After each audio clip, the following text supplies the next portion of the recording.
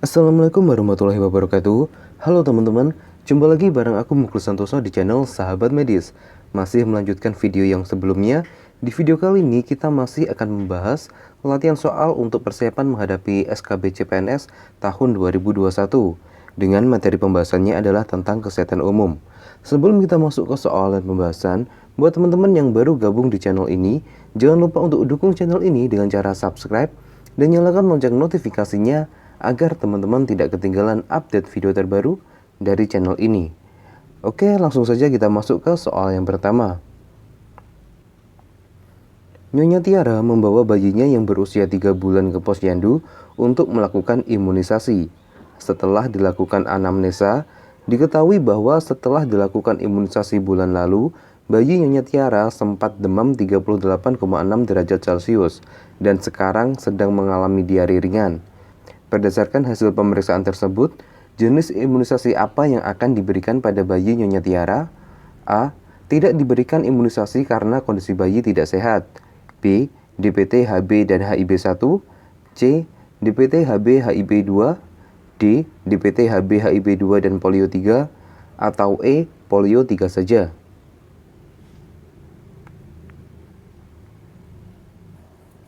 Dan jawaban yang paling tepat adalah D.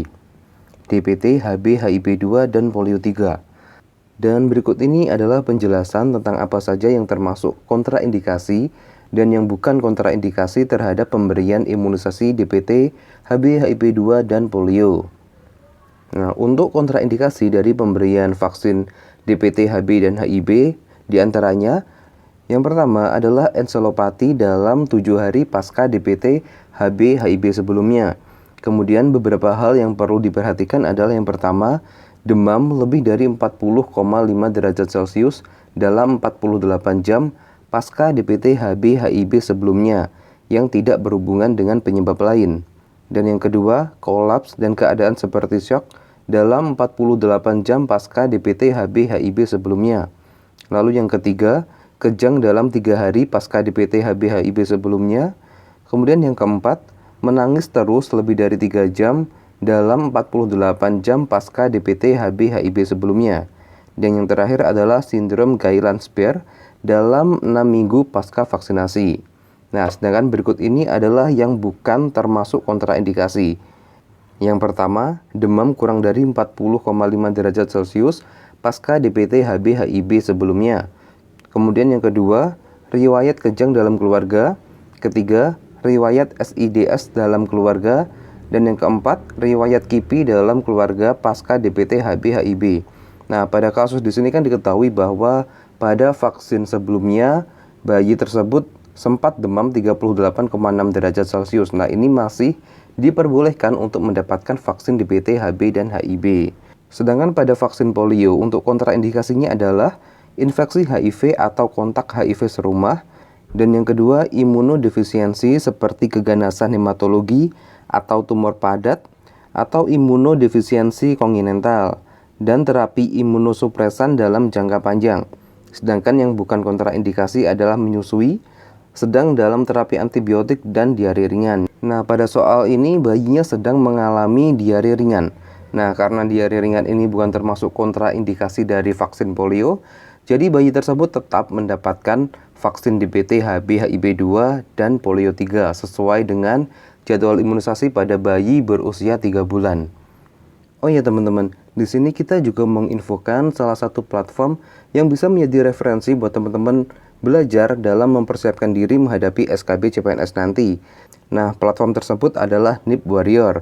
Pada platform ini tersedia beberapa formasi yang bisa teman-teman pilih, di antaranya dokter, perawat, bidan, epidemiologi, pranata laboratorium, kesehatan masyarakat, apoteker, asisten apoteker, perawat gigi, dan rekam medis.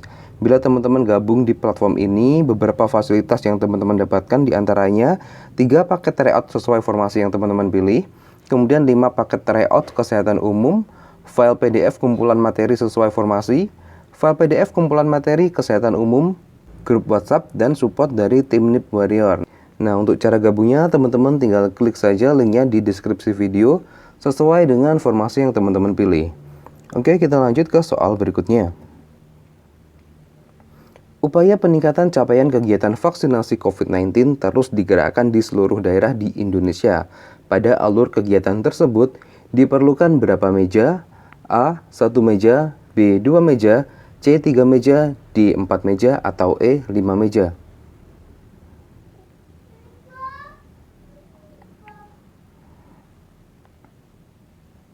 Jawaban yang paling tepat adalah B. 2 meja. Nah, berikut adalah penjelasannya. Terdapat 2 meja pada alur pelayanan vaksinasi COVID-19. Meja pertama adalah untuk screening dan vaksinasi, sedangkan meja kedua adalah untuk pencatatan dan observasi. Oke, kita lanjut ke soal berikutnya.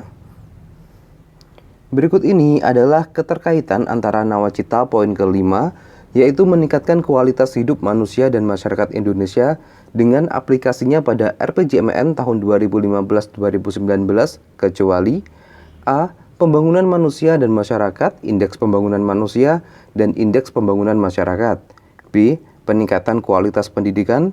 C. Peningkatan kualitas status kesehatan dan pelayanan kesehatan. D. Kesetaraan gender.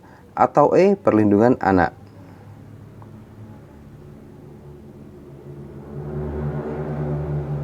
Jawaban yang tepat adalah opsi A.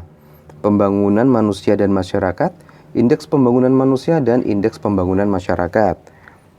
Berikut ini adalah keterkaitan nawacita poin kelima, yaitu meningkatkan kualitas hidup manusia dan masyarakat Indonesia dengan penerapannya pada RPJMN tahun 2015-2019.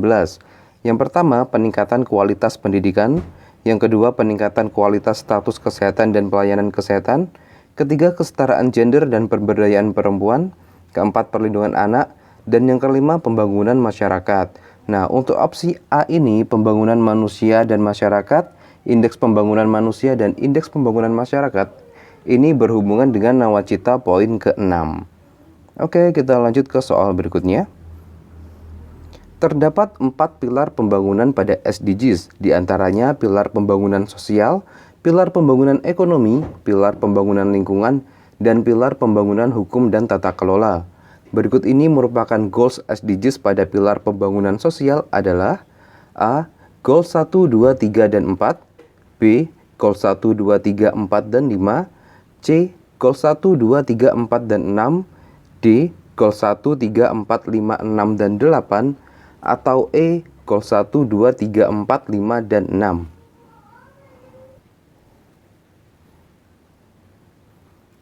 Dan jawaban yang paling tepat adalah B. Goals 1, 2, 3, 4, dan 5. Terdapat 4 pilar pada SDGs, yaitu pilar pembangunan sosial yang terdiri dari Goal 1, tanpa kemiskinan, Goals 2, tanpa kelaparan, Goal 3, kehidupan sehat dan sejahtera, Goal 4, pendidikan berkualitas, dan Goal 5, kesetaraan gender.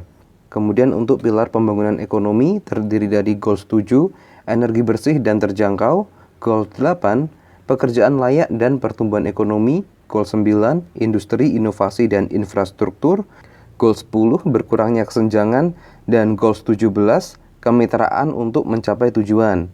Lalu untuk pilar pembangunan lingkungan terdiri dari Goal 6, air bersih dan sanitasi yang layak, Goal 11, kota dan pemukiman berkelanjutan, Goal 12, konsumsi dan produksi berkelanjutan, Goal 13, penanganan perubahan iklim, Goals 14 ekosistem laut, dan Goals 15 ekosistem darat. Kemudian untuk pilar pembangunan hukum dan tata kelola, di sini ada Goals 16, yaitu perdamaian, keadilan, dan kelembagaan yang tangguh. Oke, kita lanjut ke soal berikutnya. Pada tahun 2021, besaran iuran BPJS bagi pekerja bukan penerima upah atau PBPU dengan manfaat pelayanan perawatan di kelas 3 yang harus dibayar oleh peserta sesuai dengan Perpres nomor 64 tahun 2020 adalah sebesar A. 25.000, B. 27.500, C. 30.000, D. 32.500, atau E. 35.000.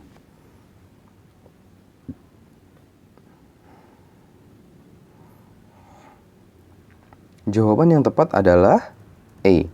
35.000.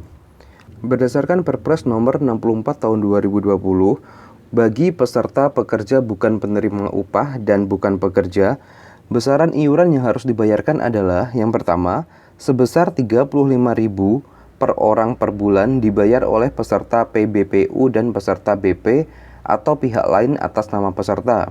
Kemudian yang kedua, sebesar Rp7.000 per orang per bulan dibayar oleh pemerintah pusat dan pemerintah daerah sebagai bantuan iuran kepada peserta PBPU dan peserta PB.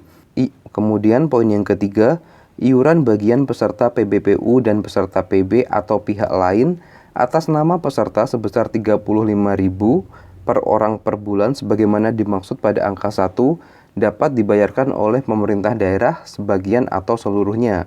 Jadi besaran untuk peserta kelas 3 adalah sebesar 42.000 di mana 35.000-nya dibayarkan oleh peserta dan 7.000-nya dibayarkan oleh pemerintah. Oke, sementara cukup sekian untuk video kali ini. Semoga video singkat ini bisa bermanfaat dan semua teman-teman di channel ini bisa lolos menjadi ASN tahun 2021. Wassalamualaikum warahmatullahi wabarakatuh. Sampai jumpa di video berikutnya.